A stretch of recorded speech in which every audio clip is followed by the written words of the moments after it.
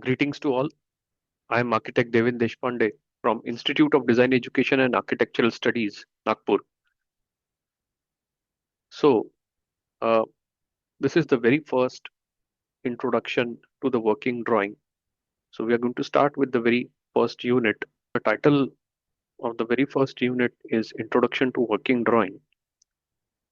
The very first theoretical learning outcome for this unit is explain the purpose of working drawing, their importance in execution of design, and get acquainted with different stages and components of working drawing.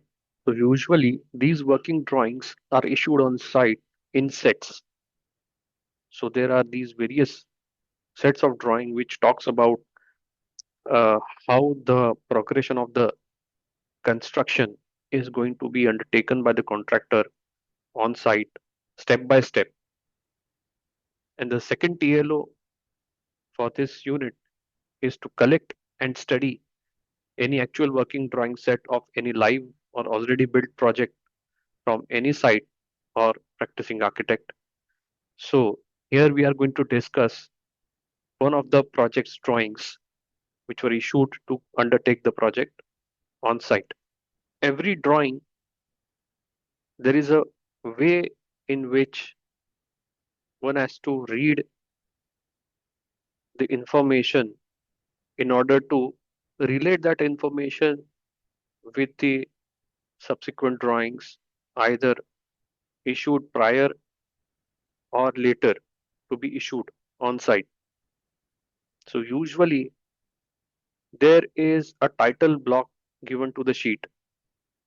So this is a typical diagram where there is a title block placed right at the right bottom corner of the sheet, which talks about various information, who has drawn, for what purpose this drawing refers to, what part of the building, what part of the project, and so on. This is the detail of a block.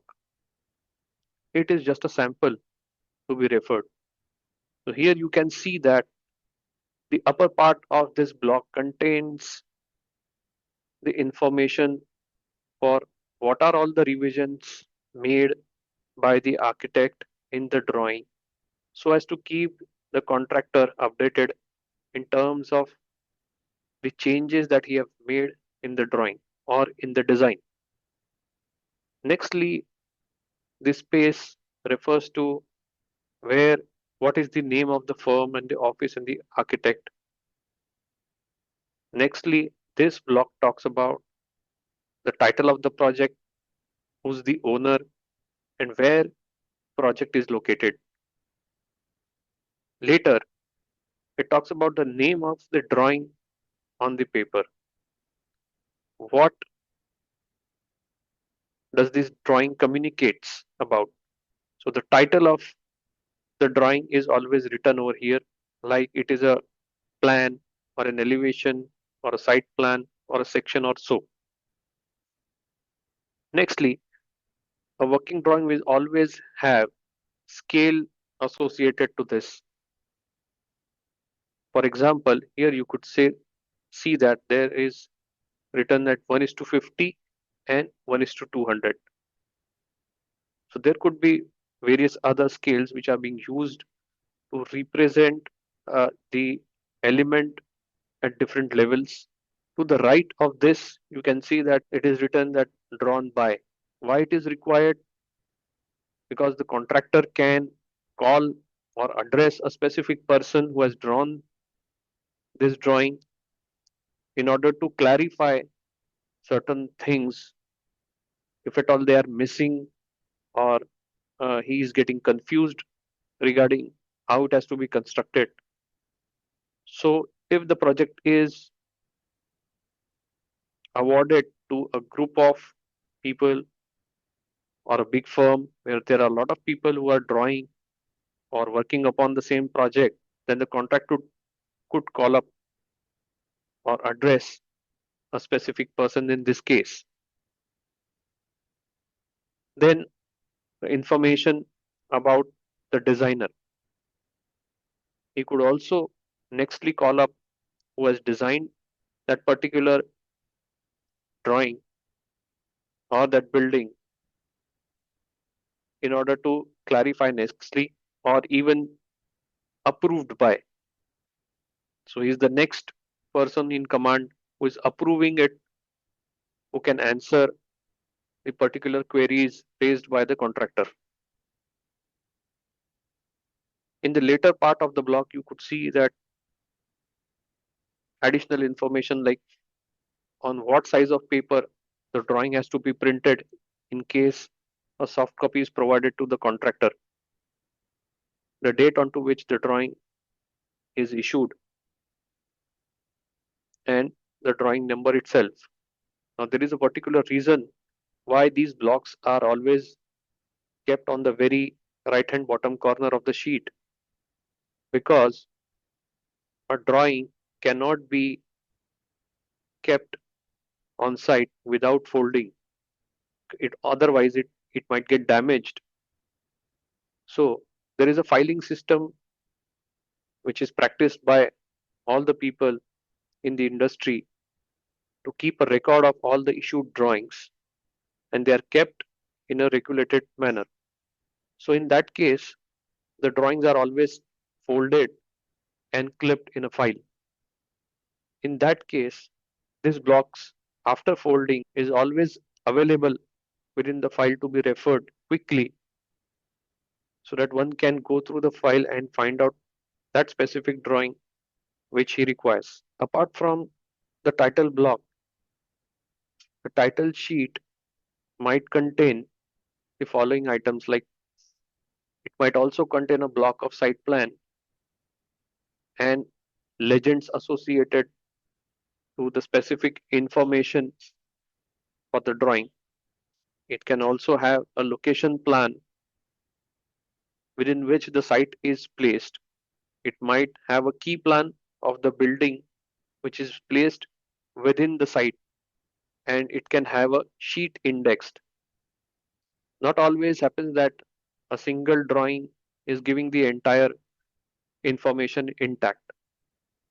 That drawing may require other drawing sets to coordinate the information so that one person who is reading the information can get a clear idea of how he has to under the construction. So here you could see that this is an index page or a sheet which is usually given with the set of drawings. This is called as an index page or an index sheet, which talks about what are all the various abbreviations used within the drawing or within the entire drawing set. Because in architectural drawings, as they are scaled, there is a lot of information to be given within the stipulated space of the sheet. So many of the times it happens as due to the space restrictions, the entire text cannot be printed or drawn. In that case, we need to abbreviate the text so as to put up a lot of information without overlap and without a lot of noise within that stipulated space. So a list of all abbreviations used within the drawing sets is provided in this index sheet. Next to that, you can see these are all the graphical indications used for various types of materials being represented through the drawing. Here you could see that there are inclined lines, various dots in various grades, and there are also symbols associated within these patterns. So these patterns represents various kinds of materials used on site, having specific strengths, specific meanings to them. So usually these material specifications in terms of graphical way are used in sections. Sections are the drawing where they represent a part of a building sliced. Next to this, you could see the section of what are all the symbols which are used in the drawing set. So, for example, here you could see this is a symbol used for indicating the cardinal direction of north within the drawing. If it is a plan or a top view, then this kind of a symbol is used. We may have a different symbol associated to the cardinal direction that one must go through this index sheet in order to understand. Here you could see that this is a detail for a certain element referred with the kind of annotation used for this. At what number of detail is this, and this particular symbol with a small window is placed in a section of a plan or a slice section through a building which represent a particular drawing to be referred in some other drawing. Okay, so that drawing to be referred will always have this information. Within that small circle you could see the detail number and the sheet which is going to tell you the details of this particular piece of drawing. Nextly, here you could see that this is a section line, a line from where the building is to be cut and then seen in terms of its elevation. So that is called as a section. So now within this section, you could see what are all the materials, what are the structural elements, and the sequence into which the loading is getting transferred or how they are getting connected and so on. These are annotations for part symbols. These are the annotations used for various interior elevations. So here you could see that there are small numbers written onto this symbol 1, 2, 3, 4, which talks about uh, the particular elevation to be referred in this direction of, like, let us say 1. So let, that will be a particular direction for which the elevation is drawn.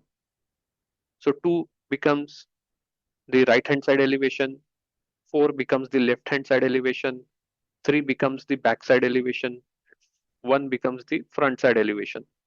So usually the symbol is used on plan in order to refer a particular interior elevation of a wall. Nextly, these are the kind of direct dimension lines being used. So this shows where the dimension starts from and where it ends, and how the dimension, the text part of the dimension is going to be written and to be read. It is a practice that uh, the dimension are always written into maximum 2 directions.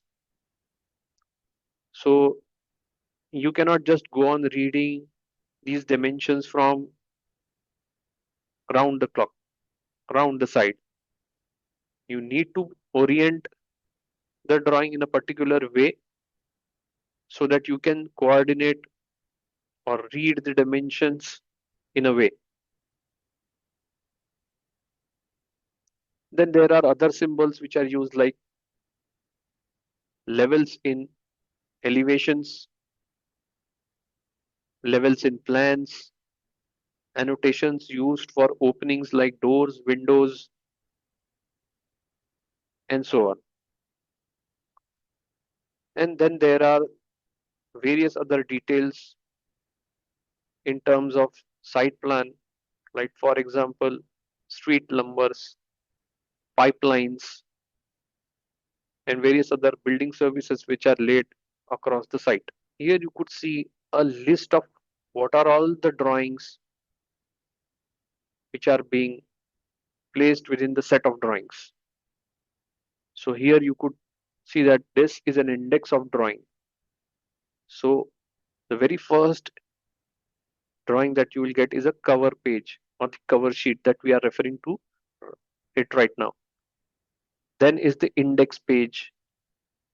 Then for survey, we have site location, site plan layout, and topographical survey plan.